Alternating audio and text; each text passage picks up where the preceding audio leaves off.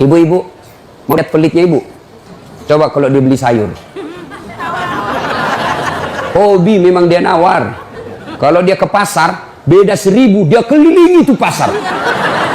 Beda 1000 tuh dia kelilingi. Bu, halo ibu. Bu, kalau ibu belanja di Trans Studio, Trans Mall, atau Alfamidi, Alfamart, tawar apa tidak? Tidak. Tawar apa tidak? Coba kau tawar, dibilang ke orang gila. Lalu pedagang kasihan yang sesama kita pribumi, datang naik sepeda motor, kadang kala sepeda, dia datang, dia sudah panggil kita, ya Bu Haji, Bu Haji makin cantik aja, masih nawar. Apa namanya kalau bukan pelit? Sudah enaknya itu, berapa Mas? 10.000 Bu Haji, 11.000 ya. Mantap. Kalau kan ibu-ibu yang suka nawar, kalau bapak-bapak kan tidak suka nawar ya. Ini ibu-ibu tuh suka betul nawar. Bu, ibu mau ndak suaminya diambil orang? Mau?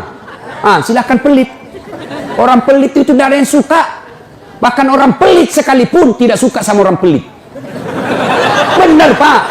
Begitu jeleknya itu sifat pelit, tidak ada yang suka. Coba saya tanya, bapak-bapak senang tetangga dermawan atau pelit?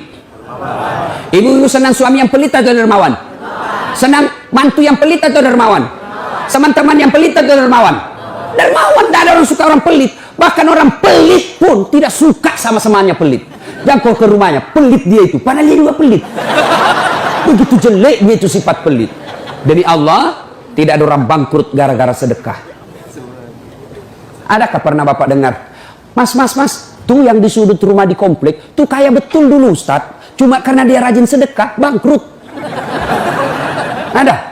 Nggak pernah. Biasa kita ini sangka buruk kepada Allah. Tidak mau bersedekah karena sangka buruk. Nanti saya makan apa? Nanti saya makan apa? Jangan cemas rezeki. Jangankan diambil orang. Tertukar saja tidak. Cicak aja dijamin rezekinya. Tahu cicak? Tahu? Cicak makan apa ibu? Masuk akal enggak? Nggak masuk akal. Gimana caranya? Satu di dinding, satu terbang. Di mana ketemu? Nggak ada terminalnya. Kalau pesawat terbang, kita jalan, ada ketemunya di mana? Di bandara. Ini cicak satu terbang, satu di dinding. Di mana ketemunya? Tapi lagu kita waktu kecil kan, cicak-cicak di dinding, diam-diam merayap, datang seekor nyamuk. Nyamuk yang datang. Nyamuk yang datang. Allah jamin rezekinya. Lagu tidak bilang cicak lompat ke nyamuk. Setengah mati cicak, kasihan. Iya kan? Itu cicak, tidak sarjana, tidak punya kursus, tidak ada kaki, tidak ada otaknya, tidak cerdas, bisa hidup. Apalagi ibu, jangan pelit. Sedekah, Allah sudah jamin rezekimu. Bu, ada suaminya mulai selingkuh? Ada? Tidak usah curhat sama tetangga, apalagi curhat di Facebook. Tak kusangka kau begitu. Pret, belen-belen.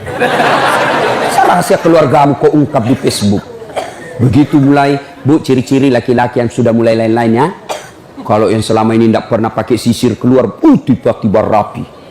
Tidak pernah pakai parfum, tiba-tiba beli parfum malaikat subuh. Nah, yang tadinya keluar rumah tidak pernah pakai setrikaan, langsung rapi. Yang paling mencurigakan kalau dia terima SMS dalam kamar mandi. 70% wajib dicurigai. Nah, kalau sudah begitu ibu tidak usah curhat sama tetangga, lebih curhat kepada Allah.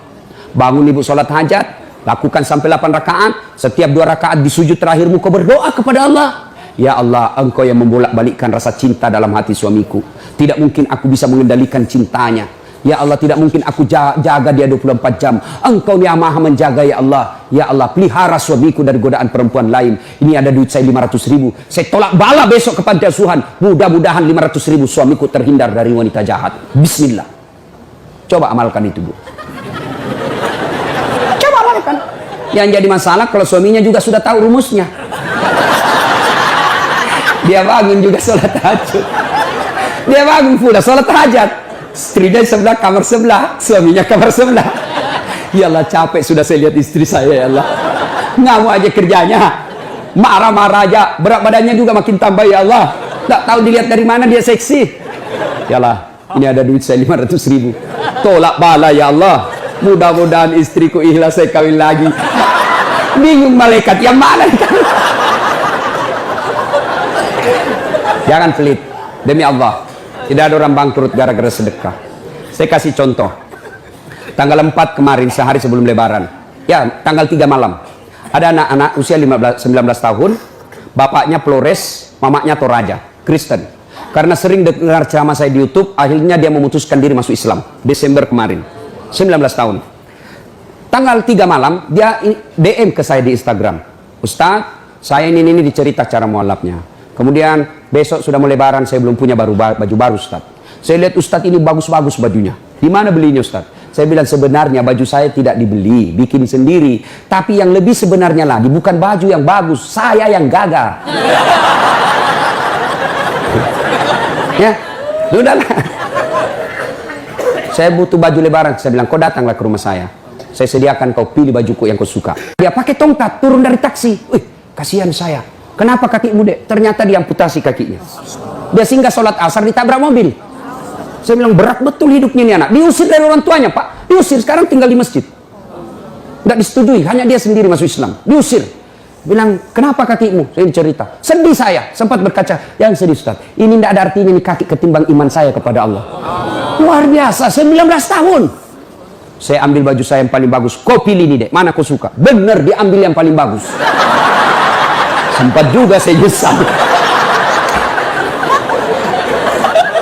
Sudah, karena saya buru-buru ke bandara, saya mau pergi khutbah. Ya, ini dek, aku ambil 1 juta. Sudah, kembalilah dia, naik Grab lagi. Sudah, perjalanan saya ke bandara, masuk WhatsApp. Tik, tik, tik, tik. Ustadz, berapa nomor rekeningnya? Wakil Wali Kota Balikpapan. Dalam hati saya bilang, kenapa lagi Pak Wali? Ada apa? Padahal dalam hatiku, segeralah. Kirimlah nomor rekening. Masih di atas mobil, masuk. Tik, tik, tik, tik. Masuk, berapa transferan masuk? 30 juta. Tadi keluar 1 juta. Tidak cukup sampai situ, Allah balas lebih banyak. Sampai saya di airport, bandara, depan pintu 7 nunggu saya keberangkatan, tiba-tiba ada ibu-ibu lari.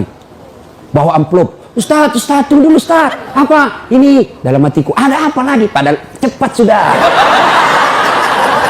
Ini ada ternyata ada fans saya, dia lihat saya di bandara, dia mau kasih, cepat buru-buru mau masuk bandara. Dikasih saya melalui itu ibu. Nih ada Ustaz titipan dari ini. Oke, saya buka, berapa isinya? 10 juta.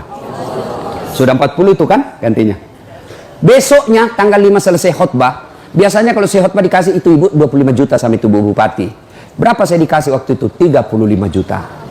Berapa Allah ganti? 75. Keluarkan 1 juta, Allah ganti 75 juta. Kenapa ibu miskin? Karena ibu malas bersedekah. Selalu berkeyakinan saya miskin. Maka Allah, ana indasani abdibi. Saya tergantung sangkanya hambaku. Kalau kau sangka tidak mampu, maka kau kasih tidak mampu. Sedekah ibu. Allah tidak lihat 1 jutanya, Allah tidak lihat 100 ribunya. Yang Allah mau nilai, kamu sedekah enggak 1 hari ini. Jangan pernah lewatkan maghrib tanpa sedekah di hari itu. Coba amalkan. Coba. Kenapa kita tidak bisa umroh? Karena selalu yakin saya tidak mampu. Maka Allah ya sudah, kok dia yakin tidak mampu. Sedekah. Pulang ini kau sedekah sama tetanggamu. Cari orang miskin. Cari janda-janda tua. Tidak usah janda muda, banyak yang bisa selamat. Jelas? Salatullah salamullah ala toha rasulillah. Salatullah salamullah ala yasin habibillah. Nah sudah banyak sebenarnya penyakit hati, tapi waktu yang terbatas. Saya cuma bilang waktu yang terbatas. Saya ada acara di Bandung ibu jam 10. Saya ini orang kampung. Saya tidak tahu Bogor ke Bandung jauh. Saya pikirnya 1 jam. Inilah kalau kita pakai pulsa lokal. Saya orang kampung, tidak tahu saya. Oh ternyata jauh. Nah saya harus segera selesaikan. Insya Allah kalau panitia ngundang saya lagi ke sini, saya datang lagi. Insya Allah ya. Nah, ini penyakit hati. Sekarang gimana cara mengobatinya? Ala bizikrillahi tatma'innul qulub. Ketahuilah dengan berzikir mengingat kepadaku, maka hatimu akan jadi tenang. Jadi kalau kita punya penyakit hati, maka datang di majelis zikir Al-Ihya ini. Ini salah satu caranya. Memang ibu tidak dapat voucher, memang ibu tidak dapat undian, tapi apa yang ibu dapat? Ilmu tapi ilmu tidaklah terlalu menolong ketika ilmu itu tidak diamalkan. Amalkan yang Bapak Ibu tahu, maka Allah akan berikan ketenteraman jiwa, ketenangan hati. Kalau hati sudah tenang, itulah kekayaan kita yang paling baik.